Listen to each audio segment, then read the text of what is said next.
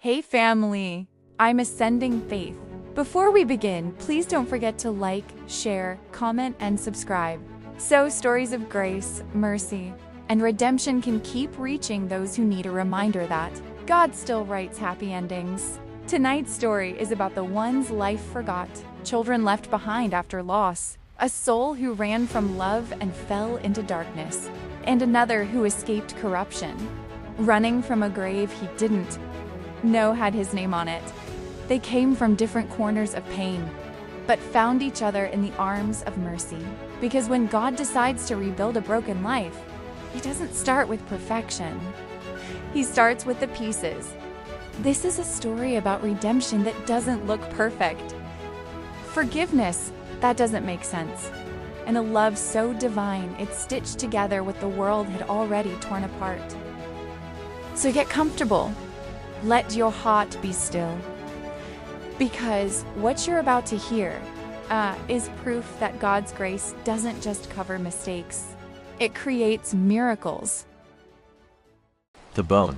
Rain had no mercy that night in Johannesburg. It came down in silver whips, washing the city's dirt into the drains and leaving the pavements slick with regret.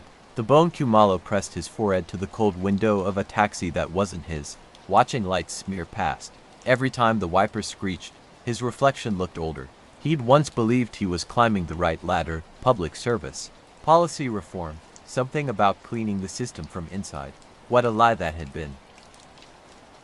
2 hours earlier, in the stale light of a government office, men in tailored suits had smiled at him like executioners. They'd placed photographs on the desk. A young man, maybe 19, lying in a pool of blood. The bone had recognized him. A junior staffer who'd asked too many questions. You take the drive, you drop it, you collect the cash. No questions, Mlambo had said, voice as smooth as a sermon. And if I don't, the bone had managed, then you get a funeral you didn't plan for. He paid cash, took the back seat, and whispered a prayer that sounded more like a confession. As the city lights fell behind him, he promised God one thing: if you get me through this night, I'll start again. I don't know how, but I'll start again. Naledi. Sunlight spilled over Midrand's polished driveways, and for the Moabi family it revealed what they'd been pretending not to see. The end of plenty. Naledi Moabi sat cross-legged on the couch, scrolling her phone while her parents whispered about unpaid bills. Naledi, her mother said gently, you need to find work. Naledi laughed, the kind of laugh that tries to drown out fear. Work? Where?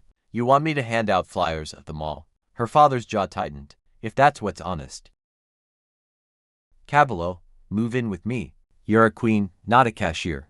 That night she packed her suitcase and left behind the people who'd raised her, walking toward the bright lie of a man who promised forever.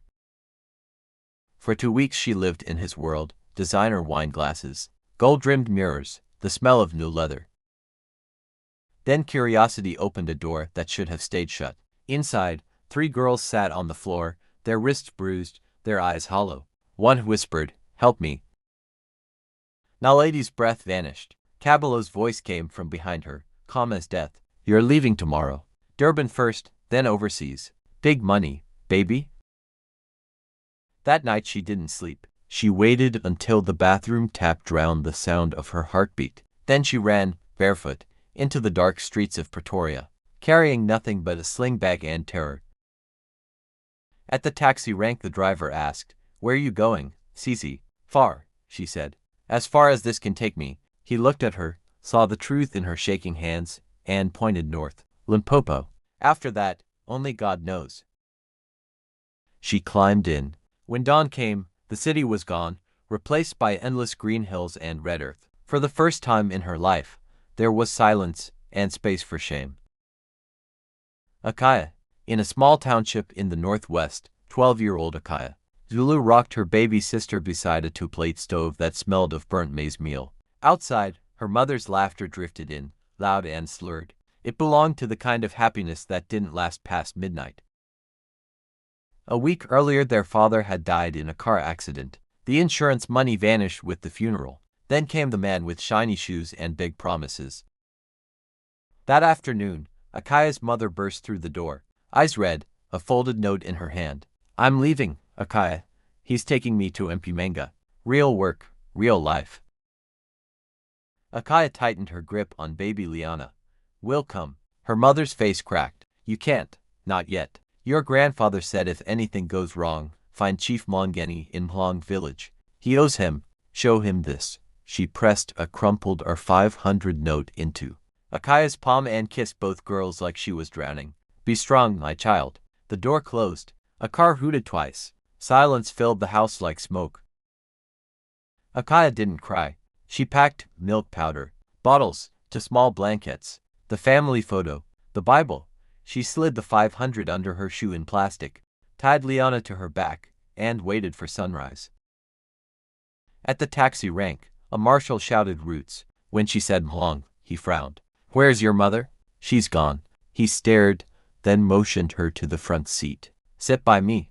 You don't talk to men who aren't me, understand? And if someone tries to touch you, bite. The road north was long and red, winding past sugarcane fields and sleepy filling stations. Akaya stayed awake the whole way, whispering to her sister, don't worry. Liana, grandfather said the chief will help. We'll be fine. When they arrived, the air smelled of rain and wood smoke. Hens scratched between huts, and children chased tires down the hill. Akaya walked straight to the gate marked Chief Kosi Mlangeni. A woman with heavy arms and heavier authority stopped her. You don't just walk in here, girl. I'm looking for the chief, Akaya said, voice trembling but steady. My grandfather's name is Bernard Zulu. He said the chief owes him. The yard fell silent. Even the chickens froze. Moments later the chief himself appeared, a tall man with weathered eyes. When Akaya repeated her words, something shifted in his face. A memory opening. He asked gently, your grandfather's child. She nodded. My mother left. My father's dead. He said you'd help. Chief Mongeni placed a hand on her head. You walked far, little one. You will not be turned away. That evening she was led to an old wooden shelter on the edge of the village. One mattress, one blanket, a Bible on a crate, and a wooden bicycle missing a wheel. It was your grandfather's place, the chief said. Use it. Work the farm. We will feed you. That night, rain tapped softly on the roof. Akaya whispered, thank you, God, though she wasn't sure if he could hear. The crossing. For 3 months she lived by routine, fetching water before dawn, selling mealies at the market, mending the roof with scrap metal. Liana grew heavier on her back, her laughter filling the small room. Akaya learned the rhythm of the land, the flicker of paraffin lamps, the gossip of women at the borehole, the hum of crickets after rain. Then one evening, a bus coughed to a stop on the gravel road outside the market. A young woman stepped off, barefoot, carrying a torn bag and a face that had forgotten what rest looked like. Naledi. She wandered until she found the small wooden shelter and knocked, thinking it abandoned. Akaya opened the door, Liana on her hip. You can't just walk into people's houses, she said. I'm sorry, Naledi whispered. I'll go. But Akaya saw hunger in the woman's eyes. The same hollow she'd seen in the mirror once. You hungry? No, her stomach growled. Akaya sighed and handed her a plate of spinach and pap. Sit. Naledi took a bite and burst into tears. Loud, shaking, uncontrollable. Why are you crying? Akaya asked, half annoyed, half worried. Because I didn't know food could taste like forgiveness, Naledi said. Akaya didn't understand the words, but she understood the feeling. That night they shared the mattress. When morning came, Naledi woke to birdsong and the smell of wood smoke. She found Akaya already outside, grinding maize. If you're staying, the girl said, you must work. Naledi nodded. Tell me what to do. And just like that, 2 lost lives began to orbit each other. The road to Mhlong was long and red, curling through fields of maize and stretches of dry bush where wind dragged dust like breath. When Tabone stepped off the bus, his legs trembled from days of travel, and his clothes smelled of diesel and exhaustion. He had nothing left but a small leather bag pressed against his chest, 2 shirts, his mother's Bible, and a bundle of cash that felt like guilt every time he touched it. The market was alive with voices, goats bleating, the rhythm of tin ladles scraping pots. He bought 1 roasted mealie and an apple from a young woman whose face was streaked with dust and kindness. Her name, he learned later, was Naledi. How much? He asked. 5 for the mealie, 3 for the apple, she said. He paid, but she pushed a coin back. You look hungry, not rich, eat. He wanted to argue, but her tone ended discussion. He sat on a rock and ate. It was the first real food that didn't taste of fear in weeks. When dusk began to settle, Naledi returned. You're new, she said. Just passing through. She smiled faintly. No one passes through Mhlong. You're either running from something or to something. The bone didn't reply. The truth was too heavy. I have a place, she said finally. It's small, but it's dry. Come. He hesitated. Why help a stranger? Because someone once helped me.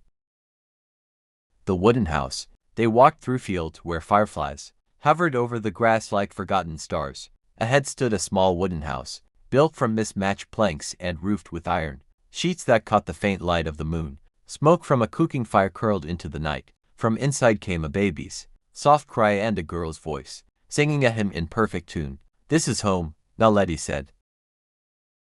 The door opened, and Akaya stood framed in the doorway, her hair tied back. Baby Liana balanced on one hip. Her eyes were older than her years. Who's this? She asked. This is the bone, Naledi replied. He needs a place to stay. Akaya narrowed her gaze. You dangerous. The bone shook his head. No. You drink. No. Good. Then you can help carry water tomorrow. Naledi laughed softly. You see? The commander has spoken. Inside, the home was simple but whole. A mattress against the wall. A crate serving as a table. Jars neatly labeled in Akaya's careful handwriting. The air smelled of wood smoke and soap. The floorboards creaked with life under his boots. They ate pap and pumpkin by lamplight. Liana giggled in Naledi's arms while Akaya interrogated the bone about the city. Do you believe in God? She asked. He stared at the lamp. I used to think I worked for him, but I was really working for men who thought they were gods. Akaya nodded slowly, understanding more than he expected. Then stop running from people, she said. Run to God. That night the bone lay on a mat near the door, the Bible close to his chest. Through a gap in the planks he saw stars scattered like promises, and for the first time in months, he slept. Days blurred into weeks. Mhlong folded him into its rhythm. Roosters, dust, laughter, work. The bone found a job as a guard at Chief Mlangani's homestead, where dawn began with the smell of wet earth and the sound of cattle moving toward pasture. Days blurred into weeks. Mhlong folded him into its rhythm. Roosters, dust, laughter, work. The bone found a job as a guard at Chief Mlangani's homestead, where dawn began with the smell of wet earth and the sound of cattle moving toward pasture. The chief remembered Bernard Zulu and the debt of kindness owed to his family. When he learned Bernard's granddaughter lived again in the old house, he nodded in approval. The bone worked hard, polite to the elders, gentle with children. When he walked home each evening, Bible under his arm, people greeted him like they'd known him forever.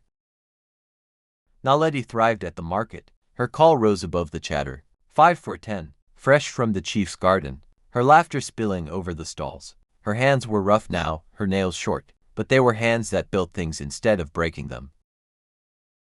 Akaya bloomed at school. She came home waving exercise books filled with gold stars. Look, I came first in reading, she'd shout, then help Naledi count coins at the crate table while baby Liana crawled nearby. The house changed too. The bone replaced rotten planks, tightened nails, built a bench under the acacia tree. Naledi painted the doorway sky blue because, she said, it made the mornings smile. Akaya planted marigolds by the steps to keep away flies. At dusk, they often sat outside together, sharing roasted mealies and stories. None of them were related, yet something invisible had stitched them into a family. Piece in pieces. One evening Chief Mlangeni came by while making his rounds. He found them gathered around the fire, laughter spilling into the dark. So this is the Zulu house reborn, he said, smiling. Your grandfather would be proud, child. Akaya offered him a roasted ear of corn. Thank you, Kosi. He looked at the bone and Naledi. You've both done good work. Whatever storm brought you here, let it rest now. When he left, Naledi turned to the bone. Do you think God forgets our past? He gazed at the fading fire. I think he doesn't need to forget. He writes new stories over the old ones until even the pain becomes part of the beauty. Naledi reached for his hand. Their fingers locked quietly, like roots intertwining beneath soil. The next morning, before sunrise, they prayed together for the first time. Not polished words, only gratitude spoken into the stillness. Months became a year. The wooden house stood strong through rain and summer wind. Naledi gave birth to a son, a boy with the bone's steady eyes and Akaya's bold grin. The villagers sang and brought baskets of food.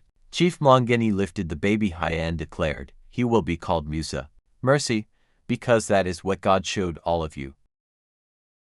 Life was simple: work, laughter, church on Sundays, evenings filled with song. Sometimes Naledi thought of the city, the glittering lies, and her chest tightened, but when she looked around the table, the ache melted into peace.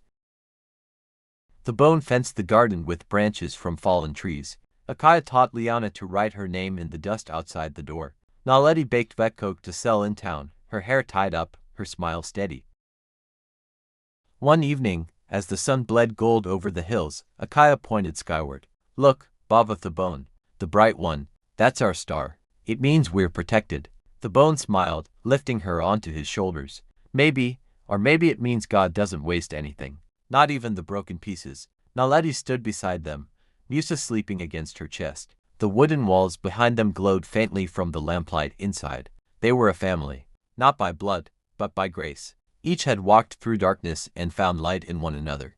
And every morning, when dawn spilled through the cracks of that wooden house, the village heard the same quiet whisper carried on the breeze. "The past means nothing. God creates a new thing in us every day," says the bone. Of Isaiah 43:18-19. Forget the former things. Do not dwell on the past. See, I am doing a new thing.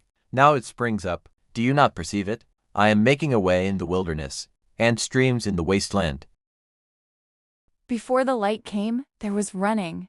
Before grace found them, there was guilt, betrayal, and choices that could not be undone. In the city of Johannesburg, a man fled into the storm, not from enemies but from the face of his own conscience.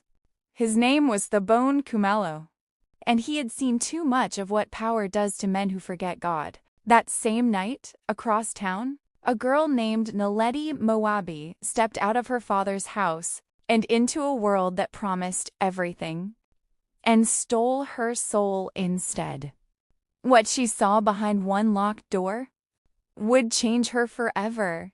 And far from both of them, a 12-year-old child, Akaya Zulu, held her baby sister close as the only parent she'd ever truly have. Walked out into the dark. She did not cry, not because she was brave, but because she had already learned that tears don't stop the world from leaving. 3 strangers, 3 broken paths, each running from their past, each chased by the same silent question. What happens when the world you built falls apart, and the only thing left standing is faith? Somewhere in the green hills of Limpopo, their stories will collide, not by chance, but by mercy. Thank you for watching and walking with me through this story of grace. If this touched your heart, don't forget to like, comment, share, and subscribe, because faith grows stronger when it's shared. Until next time, keep your eyes lifted and your heart ascending.